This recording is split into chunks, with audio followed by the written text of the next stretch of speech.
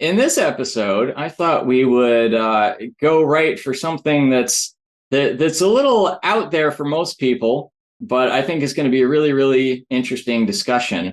Because in our last episode, you talked a little bit about reincarnation from a Christian perspective, and most people probably don't think of reincarnation as something Christian at all. They think of that as something that comes from Hinduism or spiritualism or some kind of Eastern spiritualist religions. But the from what I've found, there's actually quite a lot of evidence to suggest that reincarnation is taught in many places within the Bible. Have you encountered that, or what are your thoughts on that? Well, that is true, Chris. You can definitely find the topic of reincarnation in the Bible, both in the Old Testament and in the New Testament as well. However, if you're looking for the word reincarnation, you will not find it because that's a modern term that was created long after the Old Testament and the New Testament. But you would definitely find the concept of reincarnation, which is the same individual that takes a new body over and over again to continue his or her progress. So that idea you will definitely find in the Bible.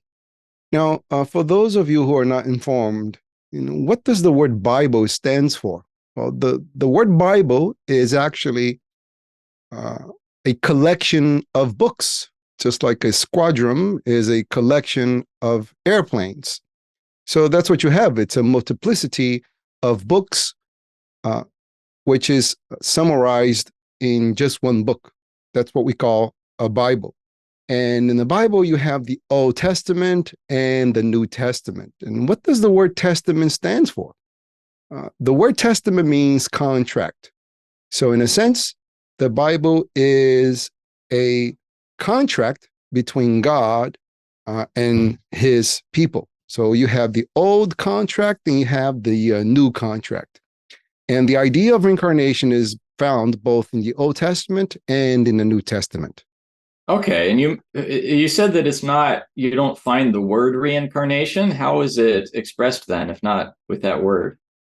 Okay. So in the Old Testament, what you find is the idea of the same individual being responsible for his or her own action. So to be precise, what you have here is on Numbers, chapter 14, verses 18. This is what you have. So I'm quoting the Bible.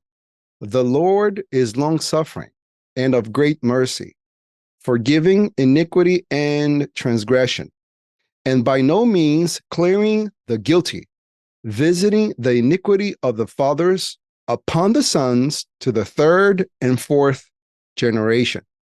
So what you have here on this quote, Chris, is the idea that the sin of the father is actually transferred to the son on the third and fourth generation. Now, if we take this message literally, it means that whatever someone did, his grandchildren and great-great-children will be responsible for that. Here again, we have to rely on the attributes that we have of God to actually interpret the phenomenon of life. So what you have here is a God who is actually very unjust because he is punishing his grandchildren. He's punishing the grandchildren for whatever the grandfather did. I mean, how can a just God punish the grandchildren for the sins of the grandfather? This is a very unjust thing to do. It's similar of someone committing a crime and the judge actually forces someone else to go to prison for that individual's fault. Very unjust. The Bible actually prohibits the judges from doing that, I believe. In the Old Testament, it says that the sins of the father shall not be visited upon the sons, which is, I believe, a human commandment that a judgment of somebody in a place of political power is not to say that if somebody does something bad, then we're going to punish his kids for it. Which is interesting that they're both there, and at first glance, it almost seems to be saying exactly the opposite thing. That's exactly one of the things we advocated last week. Without the interpretation of the multiplicity of our existences, the Bible contradicts itself all the time. And that's a clear contradiction right there. So the third and the fourth generation, it's not the grandchildren per se, but the same exact individual who comes back at his own grandchild or great child. And it's not the grandchildren who's being punished, but it's the same individual reincarnated that is actually going through the reaction of his own actions. So God indeed is very just, and the grandchildren is not being punished without a cause, because the grandchild is actually the same individual who committed the crime that was actually the great-grandfather. It's the same individual reincarnated in the same family. It's the same bloodline. It's the same individual. The body is a new body, obviously, but the mind, the soul, the spirit is actually the same individual. Very interesting. So how do you think this ties in with the Old Testament concept of resurrection? That it seems to me that there's quite a few verses in the Old Testament that suggest that people are going to, when they die, they will be resurrected, that they will come back.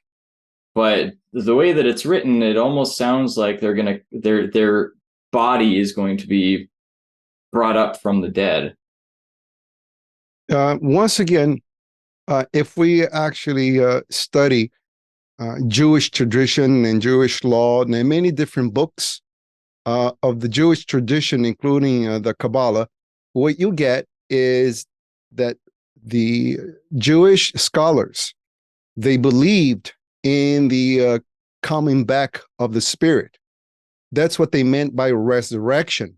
You are reappearing on earth. It's not that the same body, the same molecules that compose someone else's body, and will be resurrected from the earth. It's actually the same individual that reappears again. That's what resurrection stands for, the reappearance of an individual. But just let me open a parenthesis here, because from the scientific point of view, I just love this interpretation of seeing things. You know, when you die, Chris, the molecules there are now composing your body, which is, what does the word compose means? You are putting together pieces by pieces, atom by atom, molecule by molecules. And when your body dies, you leave your body, the individual who is operating this body, and your body returns to earth. And it goes through a process of decomposition, which means breaking apart. And these molecules that make up your body will be now reinserted back to earth. And if there's a tree nearby, the roots of that tree will absorb the molecules that used to compose your body. It will now return as a fruit, and someone would eat that fruit, and they're actually eating pieces of you. So we eat pieces of other people all the time. So in that sense, Thanks we for are telling being me resurrected. That. I'm going to remember that. Next time I'm eating fruit.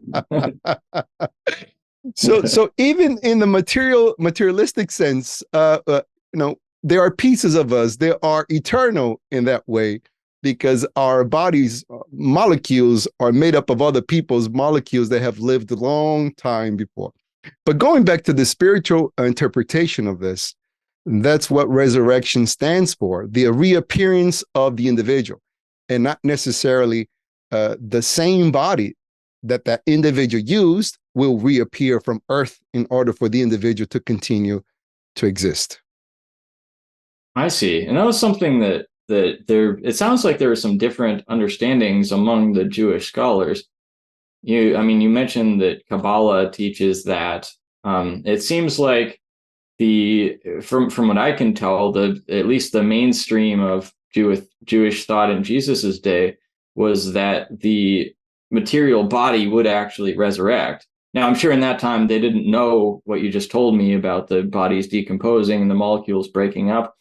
Maybe they were, or either they were unfamiliar with that, or maybe they were like the Egyptians and they did a really good job of preserving the bodies so that they could maybe conceivably come back to life. I wonder if do you know much about the kind of the different schools of thought back then?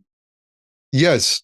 Well, let's just refresh our mind. Why are we having this conversation? Are we having this conversation to actually prove that reincarnation is in the Bible? But that's not necessarily the point. For the Spiritist philosophy states that reincarnation is a law of life.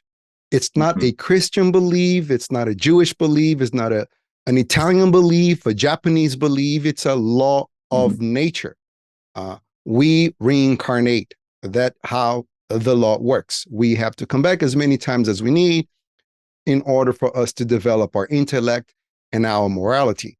Having said that, because it's a law of nature, we will find that natural truth in all different kinds of tradition, including the Bible, including the Jewish tradition and those who came after the Jewish people, before the Jewish people, like the Hinduism, for example.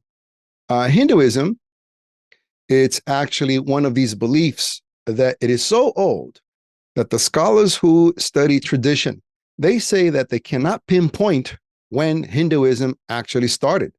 That's how old it is. And one of the traditional teachings of Hinduism, it's the wheel of samsara. And basically what that teaching says, Chris, is that everything that goes must come back. What you have here, it's the principle of reincarnation and the law of action and reaction. We are the architects of our own destiny, and all the things I do, they come back to me. Okay, I gotcha. Do you know what about in the New Testament? Because I'm curious about this topic because it seems so against the mainstream. I've never heard of any mainstream Christian or Jewish person for that matter that's out there saying that we reincarnate. Is that something that Jesus taught?